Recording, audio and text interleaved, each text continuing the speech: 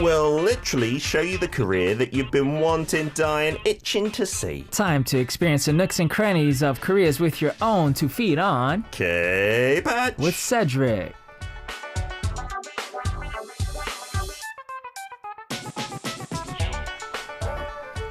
Monday morning, time to blow away those Monday blues, perhaps. Warriorbyong, as we call them in Korea, with Sky Seti from YouTube in the studio. How you doing, buddy? I'm doing great. How are you? We look very refreshed. We're watching ourselves because we're very narcissistic in front of us here. And we're both taken off our outer layers, got the t-shirts on because it's quite toasty in this studio.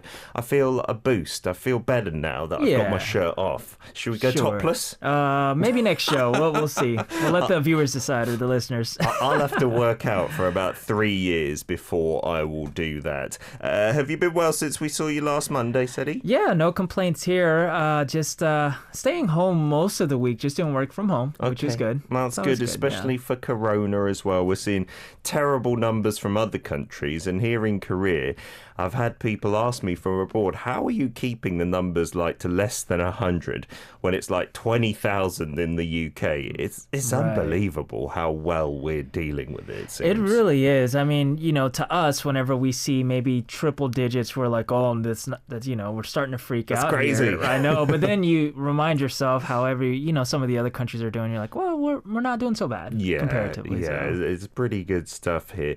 Are you keeping up to date abreast with the whole elections in the States? That seems to be dominating international news. Fortunately or unfortunately, depending on how you look at it. Yeah, it's like I'm addicted to just keeping up with it because it's just every day is something new, a new story, a new drama. They had a debate like the end of last week. I didn't even know. Days ago. It was just on the TV out there. Did that? Was that entertaining? Not as entertaining as the first debate. Were they more well behaved then? They were, and that's why it wasn't as entertaining. But wow. I guess they were more, cordial and political, even though it was still, still a little, ridiculous here and there. Is it the last one? Is there any more to come? That was the last one. Just a few more, maybe a little over a week. I think 8 days from election day, 8 or 7 days. Next Tuesday, if I'm correct, local time. Have you done your voting from abroad then? Well, I'm working on it. I have to send my emergency ballot. So goodness gracious. Yeah, I have to do a write-in ballot. Okay, get it in the post. We all want our views to be, taken aboard, and then we can complain as much as we like if we voted. If we don't, we have no right to complain. That's my kind of thinking. Of course. Today's hashtag, I'm curious, Seti, it's repair or suson. Are you like a handyman that repairs things or can repair things? Like, you've got lots of electronics on you all the time, it seems. Yeah, but to answer that question, no, definitely not a handyman. Okay. I was a wannabe, but then I had a injury. I might have mentioned this to you. Oh, with the saw? Yeah. With your finger? Yeah, it's with my pinky. Luckily I still have my pinky intact, but my nail is a little weird, as Peter can verify. Goodness But that was because of an accident I had 10 years ago. So from that point on, I said, you know what, I'm just going to outsource anything I ever need to fix. Fantastic. So if something goes wrong with a camera or a notebook or a laptop, as we call them, what do you do? Do you just go and get it repaired by an expert? Well, if it's something physical, yeah, usually. If it's something internal or software related, I try to figure it out. Yeah, as a YouTuber, I imagine that you'd have to be fairly hands-on, tech-wise, software-wise, to get things done. Otherwise, you wouldn't be as successful as you are. Anyone out there who wants to follow Sky Seti, EDI, and you can follow him on YouTube for some brilliant videos. But we're selfish on our show. We take his videos and put them on our accounts so you can see his little 1-minute snippets. Today, go into somewhere where I think I've driven past, but I've never actually ventured into. Oh, cool. Yeah, this is something I didn't even hear of, until you guys dispatched me out there. And this is Donuimun Museum Village. A museum village. Well, you've been there, so is that a good description? A museum village? What I imagine is it's a village, but not too big, that is, I don't know, full of things to see, as if they were in a museum, but they're too big to perhaps be housed indoors. Right, yeah, I think it's a good way to put it. I mean, you have different types of architecture from different eras of Korea, starting from the 1900s to the 1980s, and it's all compact in a small little neighborhood. Okay, do people live in these places, or are they all kind of like museum type buildings uninhabited? Well, now it is museum-type buildings. Okay. Yeah, so people, as a matter of fact, up until just a couple of years ago, lived there. Oh, really? Yeah, so there's a whole story behind that, which we can get into. Uh-huh. But I'll save that for a little later. All right, so let's get on to video number 1. Remember, listeners, so that's the kind of theme today. Anywhere traditional. It doesn't have to be uninhabited. It could be a cool little village that has been frozen in time that you know of in your neck of the woods, or it could be more museum-like a folk village or something like that. Add us on Kakao Talk Daily K's our username, and then send in videos and photos, and we'll show them in part 3. Cedric's first video, what are we going to take a look at here? So we're going to experience what it's like to visit a barbershop and a movie theater in Korea in the 1960s, 70s, and 80s. Oh, so not going too far back, just a few decades. This is cool. Let's take a look. It's the entrance there. So is this from like just a main street? You can just walk into it? Yeah. And there's no like admission fee? Well, no, it's free, but you do have to check in and get these little stickers. Oh, okay. Yes. So this is a barber shop, is it? Yeah, so they have the original chairs from decades ago, and this is the tools I used to use. I couldn't quite make. What do you do with those? Yeah, wow. The pink towels, I have seen those in old school barbers before, and now the cinema. Right, and this was very fun. Well, it's got you have the old posters. Yeah, outside and then inside you'll see the posters as well. Very analog in terms of printing out the times outside as well. Exactly, and if you're wondering what's in those little tin circular things, it's film stock. Yeah, youngsters today would not be familiar with that. And the old, well, you could get hamburgers in the cinema Apparently. before. And they're all the old snacks, the sweets and candies. Right, and so yeah, and it shows you sort of what it was like to watch a movie back in the day. And even an old animation. And then we're going to like Hanok style old things here. Right, so this is more of, I guess, exhibitions and museums in Hanok buildings. So that's pretty cool, we were checking it out. This is a master gallery where they had I guess these artworks made out of paper. Wow, like paper mache kind of style. Yeah, so it's very cool. That's got more of a traditional museum vibe to it, definitely. Wow, it's quite eclectic though. You got something from a few decades ago, and then this stuff looks like it's from like the late Joseon dynasty. Right. And that part's free as well? You just kind of walk around there? Yeah, so again, you have to go to the visitor center to check in, and then they have to take your temperature. So, and that might just be because of COVID, not sure, but they give you a little sticker that you put on your clothes, and then you can pretty much see any exhibition, because they do have staff at each place just to make sure that it doesn't look very busy when you went, Cedric. No, it wasn't too bad. I saw maybe 2 or 3 people just kind of wandering around while we were doing it. Was that during a weekday that you went? It was on Friday, and I went about 5 o'clock. Oh, yeah. Wow. And so, I was thinking, about an hour and a half is what we needed. But what I realized is you definitely want to give yourself a little bit more time if you want to really experience it, because it closed at 7, and so we couldn't see everything, but we did get, I think, a bulk of what they had to offer. How big are we talking then? Because it says museum village, which sounds like a bit, daunting compared to a museum in one building. Right. Is it like spread over a massive area, or you could do it in 2-3 hours? Yeah, you could definitely do it in 2-3 hours, but, if you want to really dig into some of the history and read some of the things that they have on the wall and interact with some of the employees, I would say 2 hours would be good, 2 to 3 hours. Okay. Yeah. And you say you got to go to a visitor centre, so does that mean it's not accessible from anywhere from the street? Like, it's not just a literal village where you could come in from the back and the side. There's like 1 or 2 main entrances. Well, there's several entrances actually, but you just have to make sure that you find the visitor center, because we actually came in from the back side not knowing, and so we had to go walk to the other side to some check stuff in. like pointed you in that direction. Yeah, because we started actually just walking in the things, and they were like, "Do you have your sticker?" We're like, no. And so that's how we found out. I'm sure you won't get in too much trouble if it's an honest mistake, right? So what are the main themes in there then, in this Donuimun Museum Village? Sure. So they have an exhibition hall, and then they also have an education center, which we weren't able to experience. But they also have a village creative space, which, for example, there was, which I didn't show in the video, but they have a old motel or an inn, as we call it, where people could obviously stay for the night. Oh, the yogans that used to be quite popular here. Yeah, yeah. And so they preserved one of those buildings, and they actually made that into some sort of creative space and art space. Oh, interesting. Right. We've got a little explanation from our producer on those weird tools we saw in the hairdresser. Oh, wow. Apparently, they're for perming hair back in the day. You would heat them up manually, obviously, before you could plug in curlers, and then they would get super hot and you could curl people's hair using them. Here's the picture once again.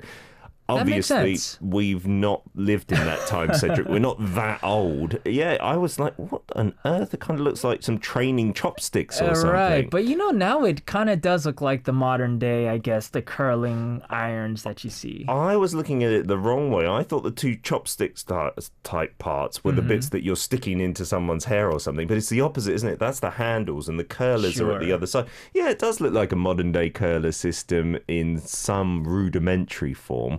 Wowzers, yeah. It's quite popular for women of a certain age here in Korea to have their hair permed, right? There's that ajumma hairstyle stereotypically. Right. They don't do it using those tools anymore. That was when apparently our producer was much younger.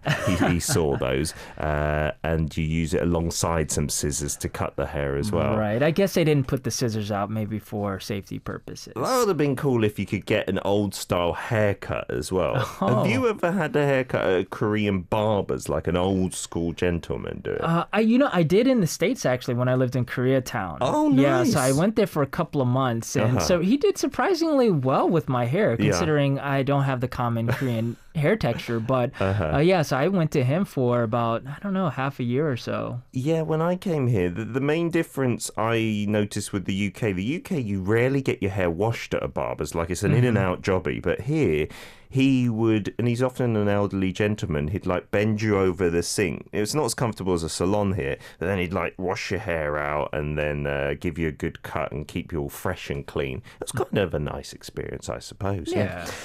We'll get on to video number 2 after a song now. This is from Psy, and this is going old school to like the 70s and 80s. Literally means the fair pants. It's napao baji. Back for part 2 of K-Patch with Cedric, and that was Psy's Napao Baji.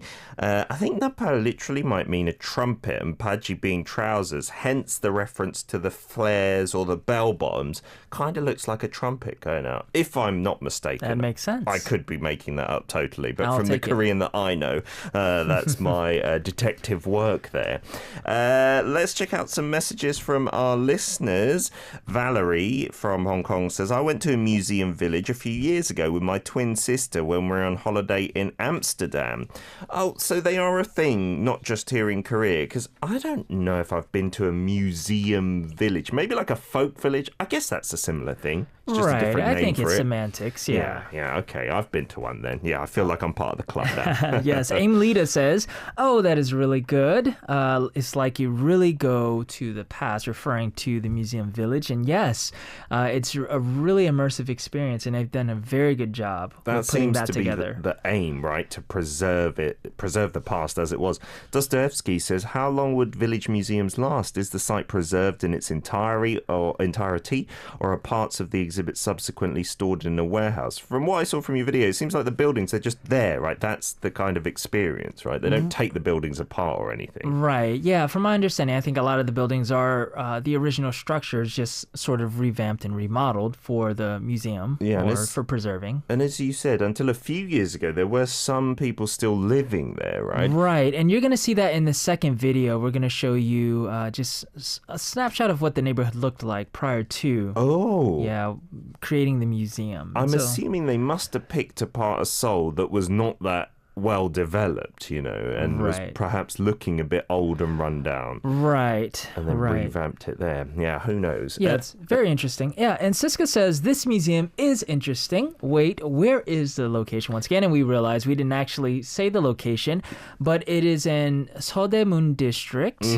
which is, it's a pretty big district, but it's near the Gwanghwamun Square. area where the palace is, Gyeongbokgung Palace. Yeah, if you're very close. Looking at the main gate from Gwanghwamun Square, then it would be the left side kind of thing. So So meaning west, so it's the western kind of district there. And it's not too far from Gwanghwamun. No. I mean, you could basically walk from there, honestly. Well, that sounds cool. If you're into your whole history and stuff, that's a great area to visit then, the village. Totally. And the palace at the same time. And we were talking about Hungnaemun Gate, the main gate of Gwanghwamun, being put there again for today's hashtag like refurbishment 19 years ago today. Interesting tie-up with Donuimun Village, I suppose. So in the second video, Cedric, you said that we're going to see a bit of the old school neighborhood as well. Right, you're going to see a model of it. And so we're going to check out the Donuimun History Museum, and we're also going to visit a model Korean home in the 60s to 80s era. Oh, let's check it out. Let's watch. So this is the museum part. You could literally spend 2 hours in here. It was so interesting. Oh, yeah, so it's got some real old stuff from the Joseon Dynasty, it looks like. Right, so that's how life was, I assume, over 100 years ago. Now, these books are over 100 years old, written by foreigners who visited Korea. Oh, wow, that's interesting. Yeah, so they preserved that. And that is the actual rock and stone of the village that they preserved. The kind of remains of it. Goodness. Right. Now, this is a model of what the village used to look like. In some of the stores, they kept, maybe the phone or... The door numbers and stuff as well from the motel. Right, a cash register from a restaurant. And this is a time-lapse of them pretty much rebuilding it and creating... Oh, for the village museum. Right. Oh, wow, that's cool. Now, this is the fun part. This is 할머니's 집, or 할머니's or grandmother's house. Oh, the kitchen area, old school. Right. It's where you get your water from, I don't know if it's a well. But... Or a pump, at least. Wow. Right. And this is harmony's room. That's how some still look today, sleeping on the floor with those closets with the mother of pearl in there. Is that an actual harmony there? It is, yes. And she was so sweet, explaining everything to us. That's lovely, isn't it? She'll tell you what it all means. Right. So you got a TV, you have a little, what do you call those? Sewing machine. Yeah. Goodness gracious. And this is for doing old school ironing, I think, if I'm not mistaken. You would never guess what that would be. You bang it on the material, right? Wow. And this is a student's room, just what a student would, I guess, what their room would look like. A desk to study, some magazines for the fashion and whatnot. I love that. That's my favorite It's really cool. part. Yeah, and I wonder if PD님, if he had a model house, or if he lived in a house similar to that. That would be interesting to find out. Maybe he'll let us know. Those wardrobes with the mother of pearl, there's like black lacquer and then mother of pearl. All of my aunties and uncles had those wardrobes. I don't know if it was like a national giveaway. Here are the closets that you're going to use for your clothing. Right. But I've seen now, because the neutro trend is pretty popular, some bars and restaurants have decorated their exterior wall as a giant wardrobe with that mother of pearl. It looks amazing, yeah. And our producer says, it was very similar, the house that he grew up in, and all of the stuff that you could see in the houses is stuff that he used as a kid. I remember, my earliest memories are probably from the late 80s coming to Korea. Definitely the wardrobes, definitely the mats sleeping on the floor known as yor. Everyone used to sleep on the floor. Right. Now it seems like a lot of modern day Koreans use beds, but still there are some, you see it in Korean dramas all the time, some older people who just prefer the floors, Right, and my mom, she can sleep on the floor like it's nothing, so I think that's because she just grew up with that. So that's something pretty cool. A couple of things to note about the old school Korean houses is...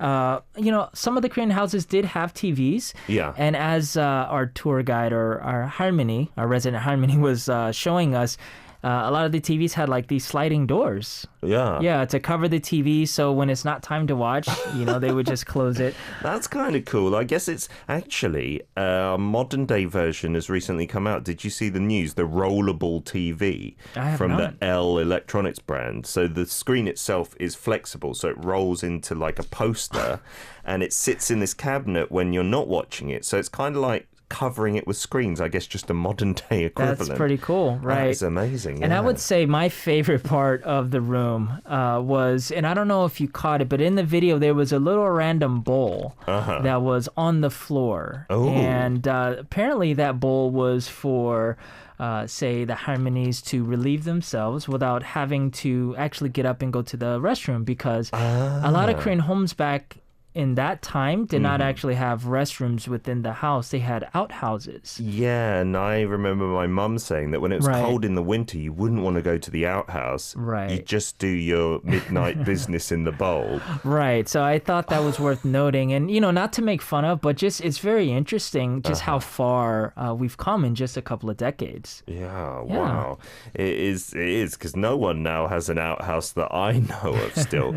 But my mum, because she left Korea in the early 80s, getting married to my father, she still used to call, way into the 2000s, the toilet the pyeonso, which means outhouse rather than 화장실. Right, my mom said the same thing, which I always thought that meant toilet. Right, exactly. So when I came to Korea and asked restaurant people, where's the pyeonso, they'd look at me funny and then direct me in the right way. Right. All those old school items, brilliant. I love those little wooden tools that you used to use for ironing. I only recently learned that going to a small folk village area of a theme park, and they had them. I thought they were bowling pins or something. That's what they look like. Yeah, I used to iron as a kid. Go figure. The only kid that would iron in middle school. But my mom used to tell me the stories of how, like, her and my harmony, my grandmother, would iron using those sticks. Oh. So it was good to actually see those sticks in person. Yeah, and the people who did that in the past must be so grateful that we have irons now.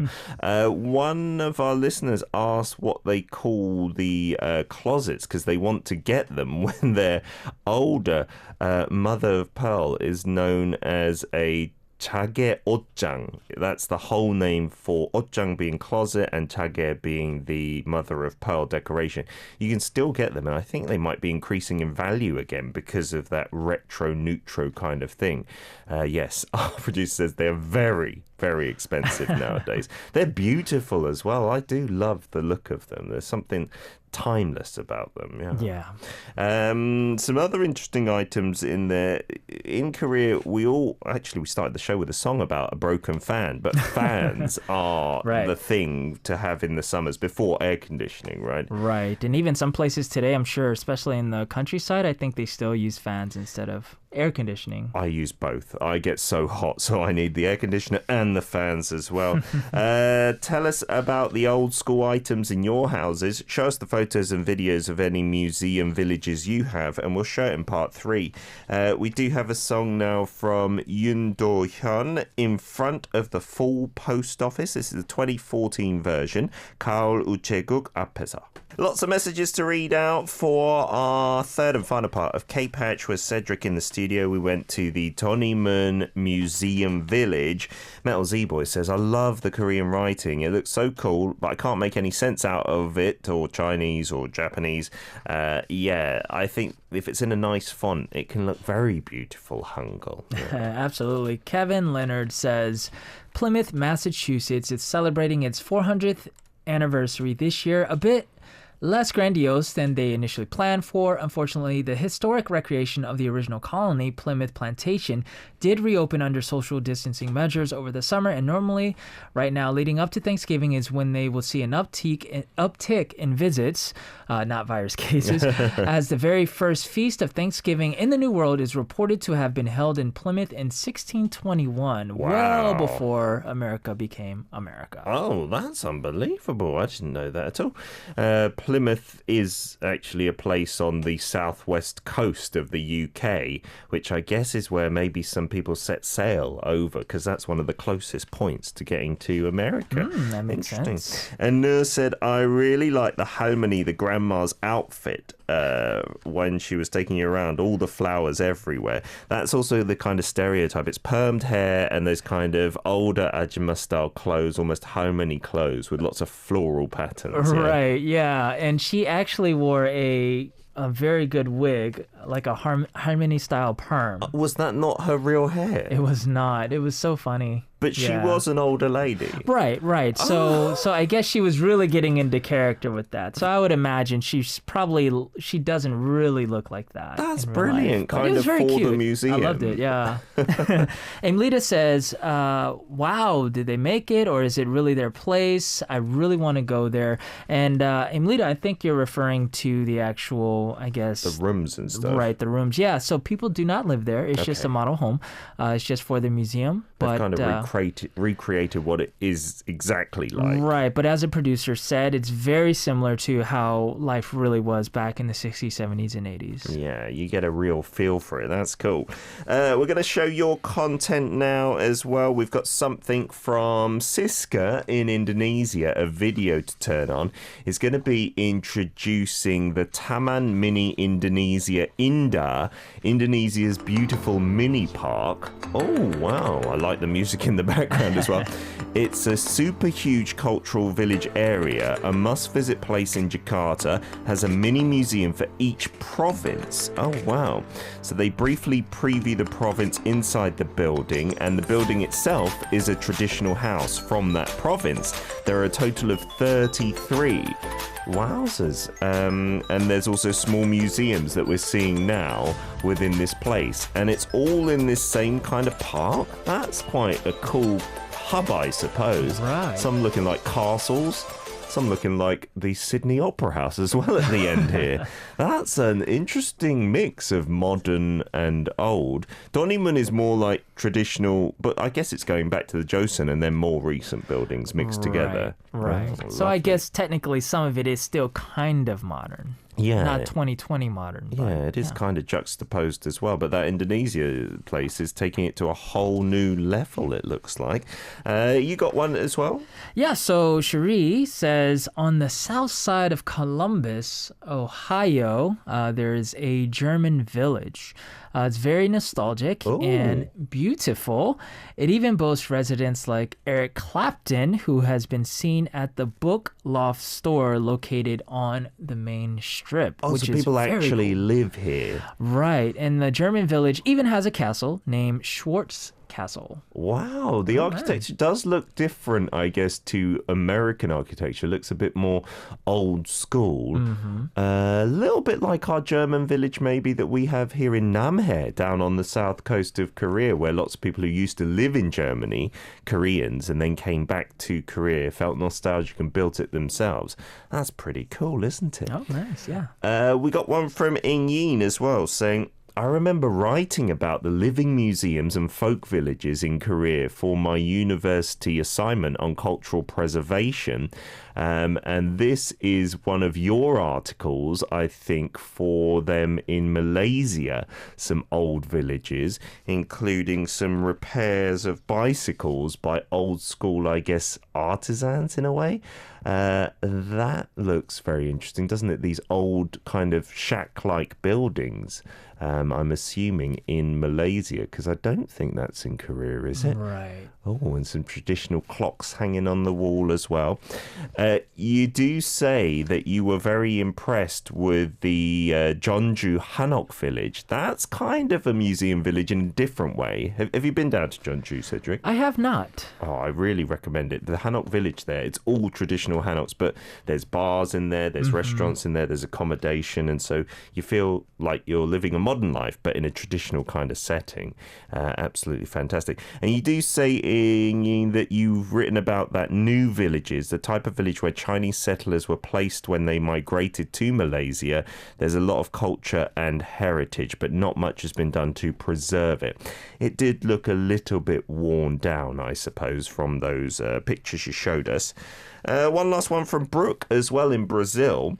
You said, I took this picture when I visited a house museum in my city last year. Love the furniture and the decorations.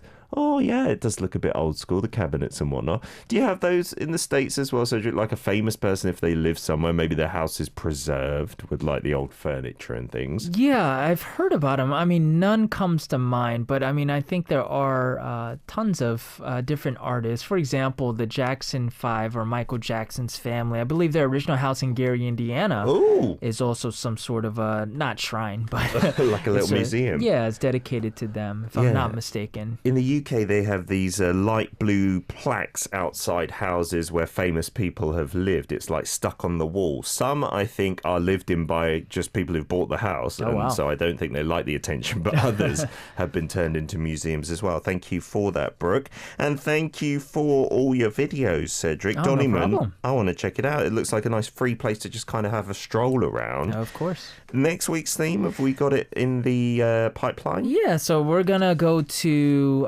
one of the more popular malls here in Seoul, COEX, and I'll show you some of the cool things there, like the library and also the new display that they have outside. Oh, that is meant to be fantastic, almost like four-dimensional, I've heard. Send us your videos and photos by next Monday for cool malls, shopping areas, or cool screens even would be fine. And Cedric, we'll see you on Monday. See you next week. Let's get to a song request from Aim Lita. You've asked for Highlights, Adam Dabda. That applies to Donuimun, I suppose. It's still beautiful.